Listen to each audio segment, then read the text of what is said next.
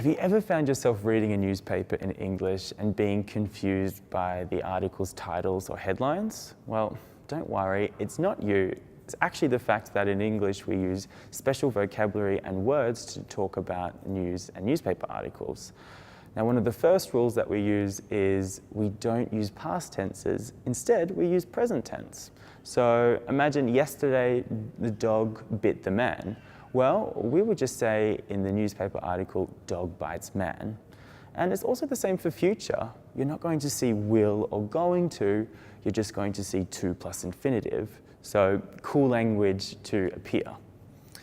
Now, we can also make things shorter by omitting the articles or leaving them out. And I'm not talking about newspaper articles, I'm talking about the and a. So imagine you have an election and the president won the election. It might say in the newspaper, president wins election. So we've got rid of the and the here.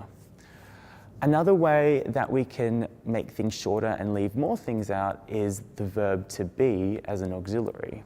So imagine we have a young celebrity child that we think is being spoiled by its stepmom. The article title would read, young celeb spoiled by stepmom. We're not taking is or was, we're taking it out there.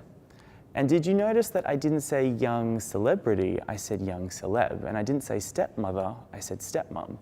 That's because in newspaper articles you're going to see abbreviations and acronyms as well. And when we talk about abbreviations and acronyms, we're talking about we're trying to save space. And another way we can do that is by omitting the nouns when they're super obvious. So you're reading an article about a murder and you might see 3 charged in relation to murder.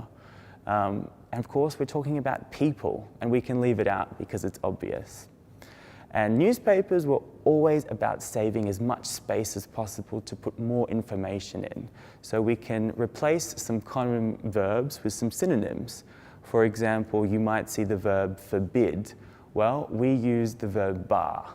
Or you might see vow instead of promise. Or instead of saying to threaten, we say looms. So that's it from me. So I'm going to save some space now and just say bye.